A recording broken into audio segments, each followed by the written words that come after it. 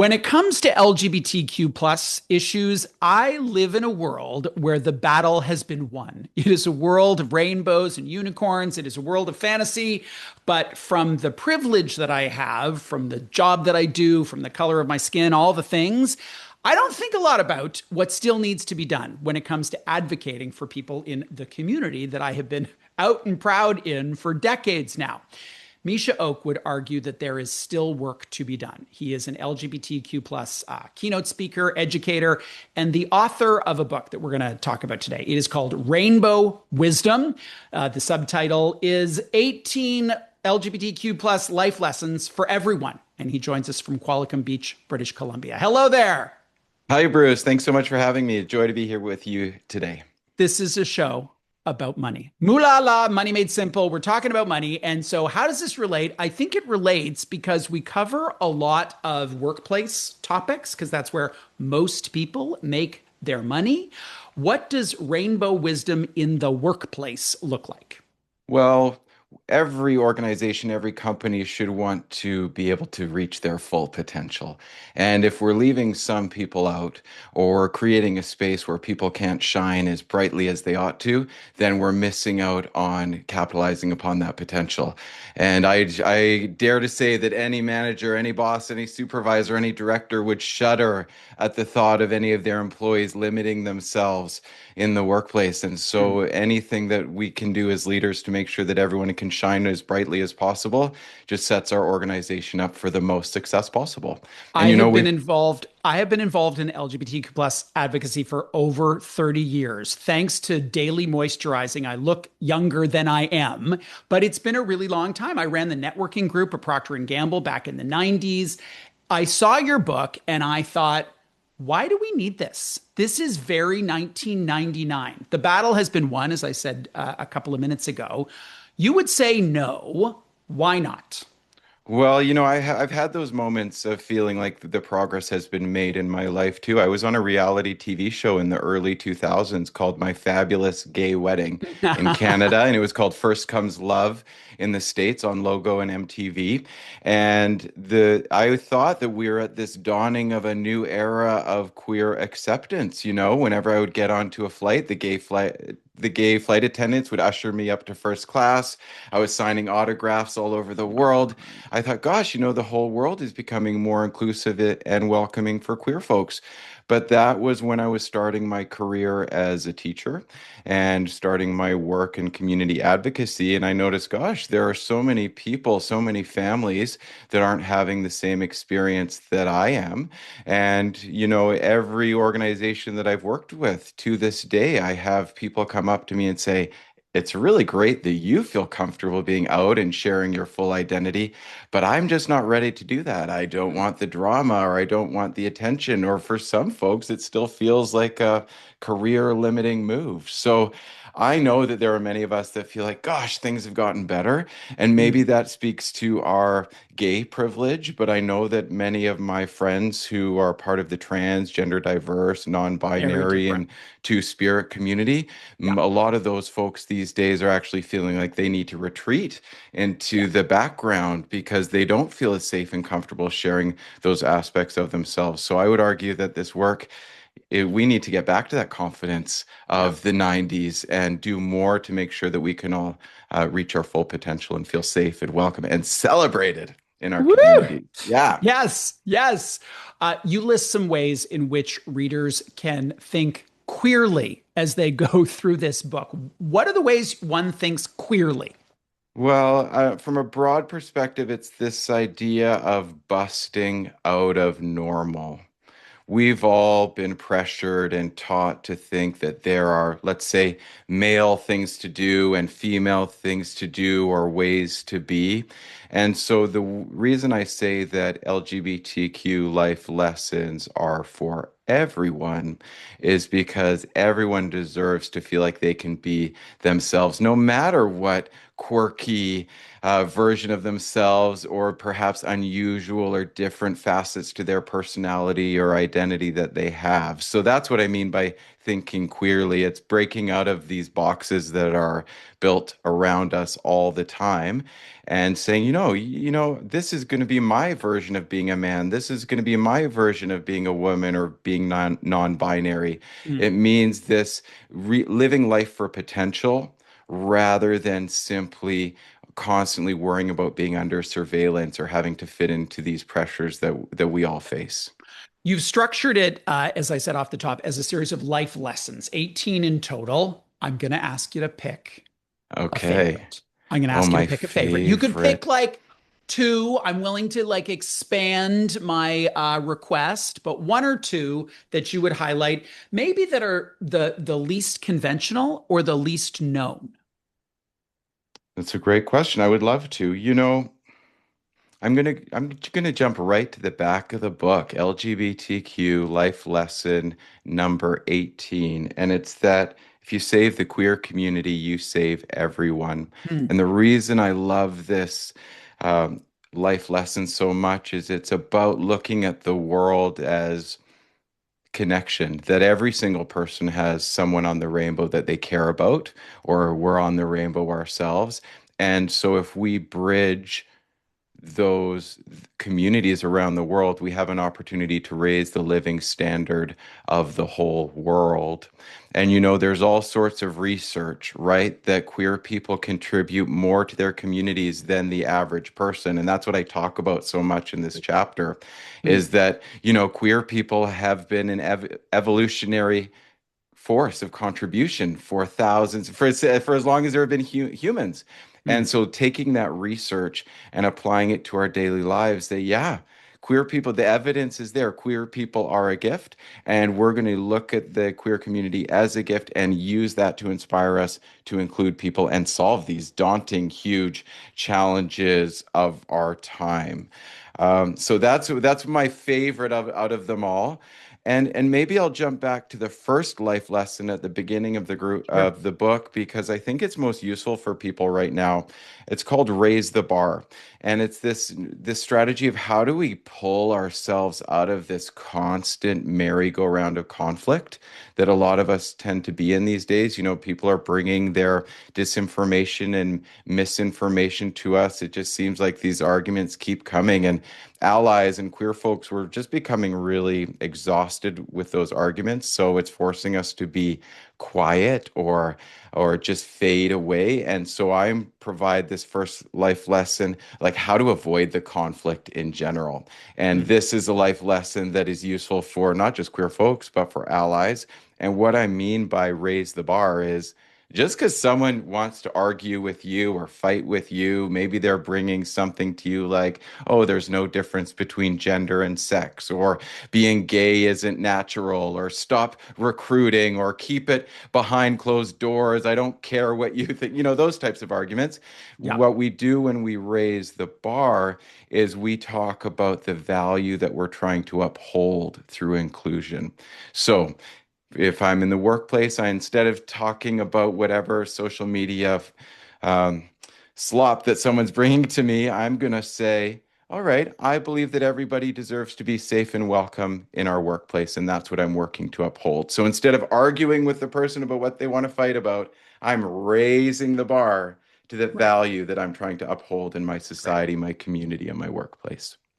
One of the quotes that stood out for me is belonging and fitting in are worlds apart. What does that mean? Yeah, thank you. You know, We've all had this moment in life where we walk into a room, into our workplace, and we code switch. We all of a sudden think, how can I present myself in a way that I'm going to fit in and I'm going to match the surroundings around me? And so that's what I mean by we do that to fit in all the time. Sometimes it's a safety thing. Sometimes it's we're just trying to gauge the room and see how we fit in, know who the audience is.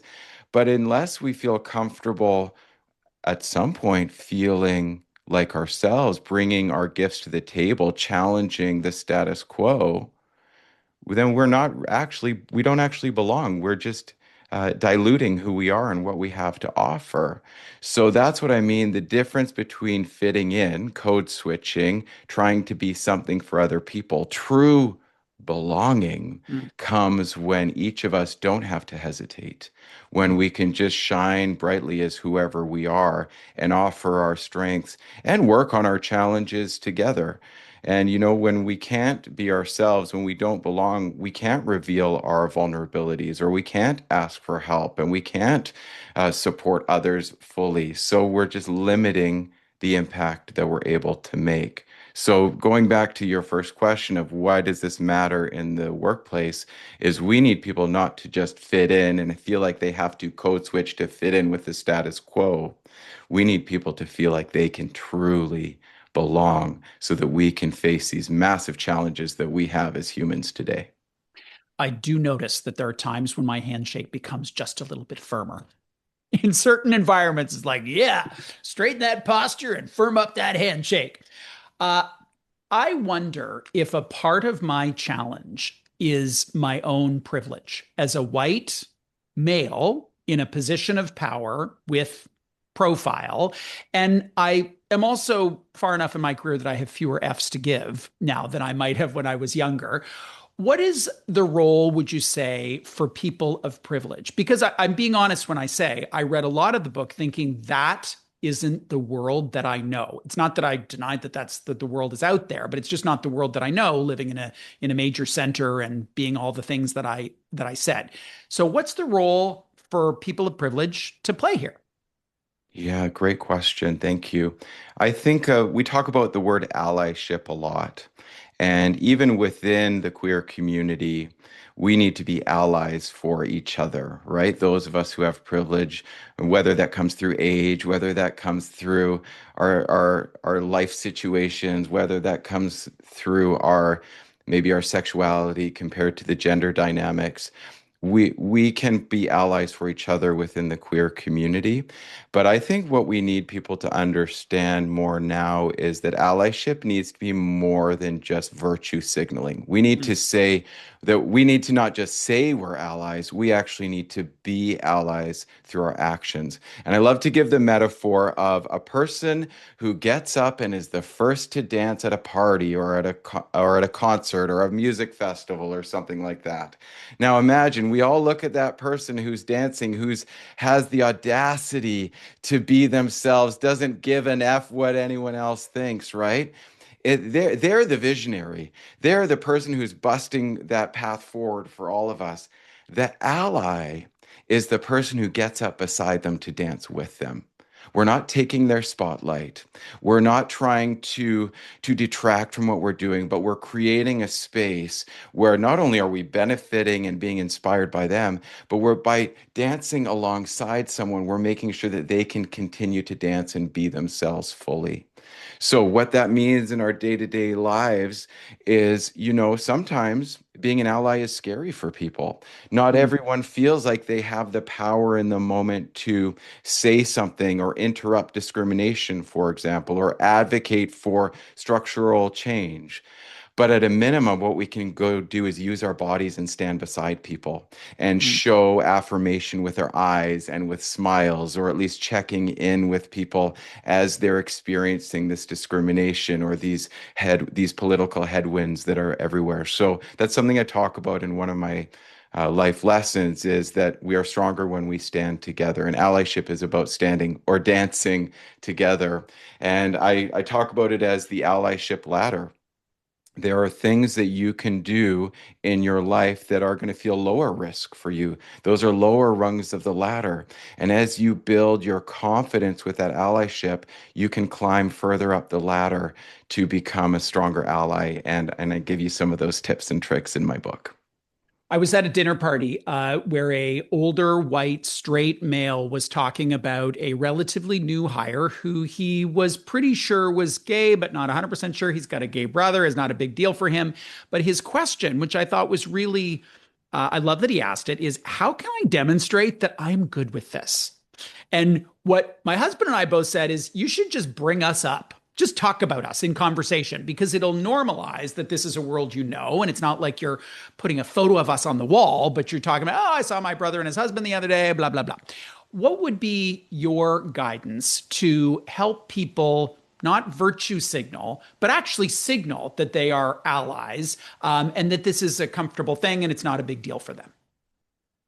I call it queering the space. It's I like that. Does it using involve throw pillows? Okay, it should involve decor. I mean, look behind me. I've got rainbows everywhere. I'm sending Yes. the signal that I'm an ally. I'm part of the community.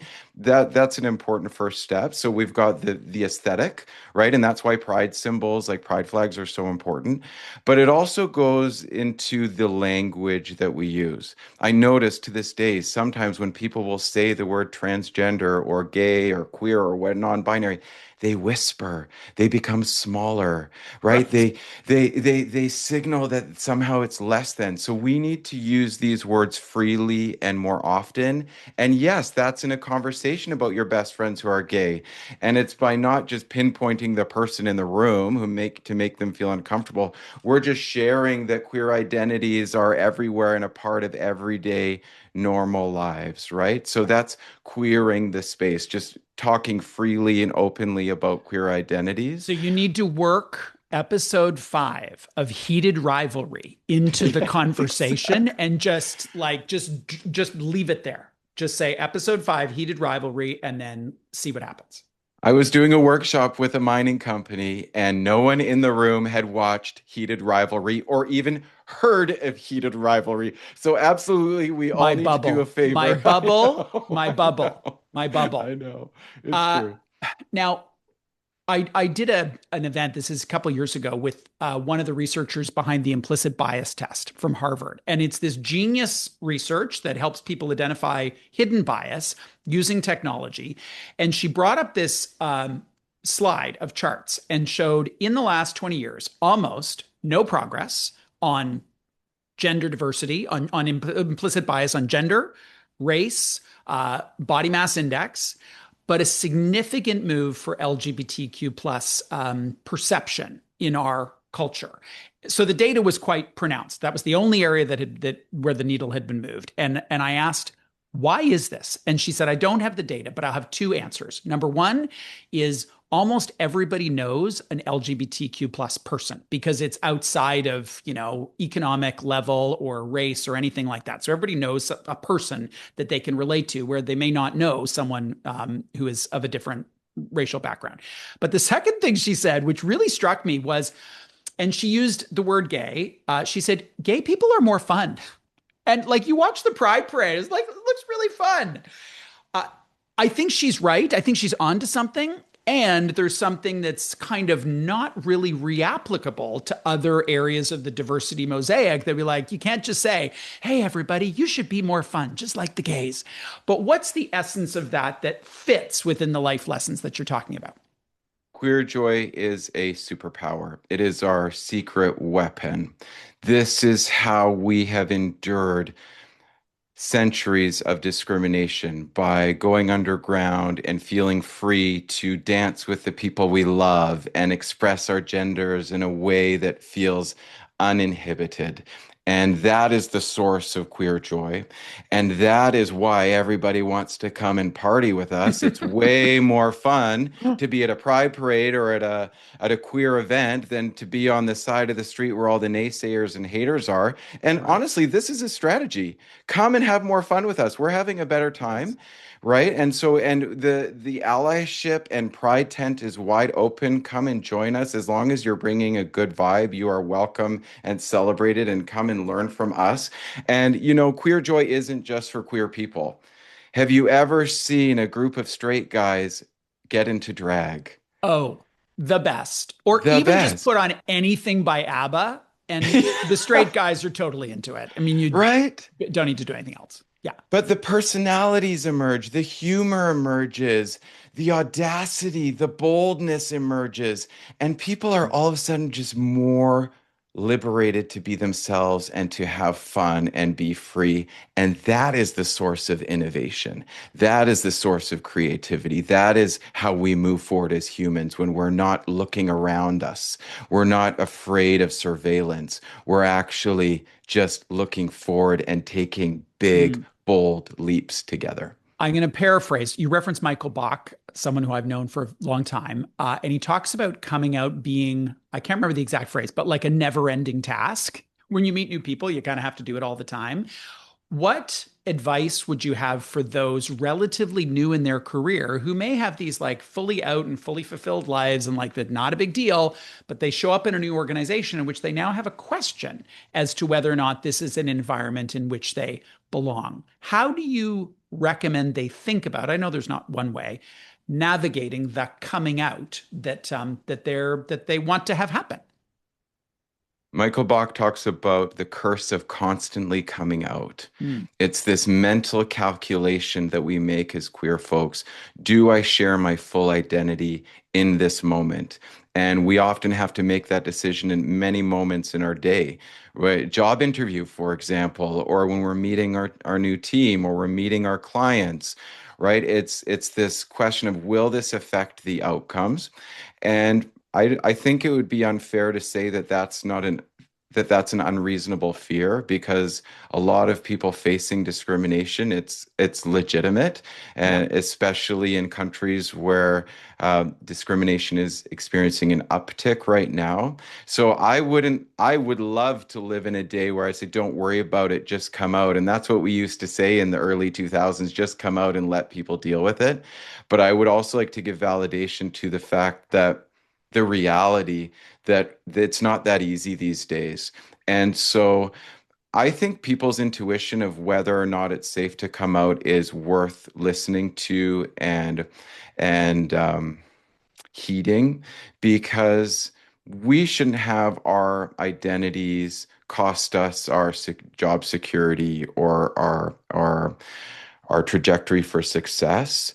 Um, what we need to do in those moments is actually, if we're not getting that support at work or we don't feel safe at work, that is our cue to build up that safety and that network outside of work, to build communities of support. And, I've worked with certainly a lot of folks within, let's say, the energy sector and resource sector where they don't feel comfortable being out at work right now. So my advice to those folks is find community online, especially if you're working in Mm, remote places where you can't find that community, or finding that friendly person at work. I mean, we all find each other pretty quickly, hopefully, in our workplaces and building up those relationships, that trust first. I would, in that context, try and find a mentor within the system who I trust or I right. believe is going to be the person who is going to give me the best advice. And I would start building a coalition of support first and validation first. And I would use that as a cue whether or not it's safe to come out and whether it's safe to offer our full selves in the workplace. I mean, yes, let's strive for a day where we can all shine bright, and there are many workplaces where we can shine bright. It's important to note these days that it's not an automatic anymore, Yeah. and it speaks to the work that we still need to do. Rainbow Wisdom is the book. The author is Mischa Oak. Mischa, thank you, A, for the work that you are doing in this world. It makes a big difference. And thank you, B, for joining me to talk about it. It's been a pleasure. Thank you so much.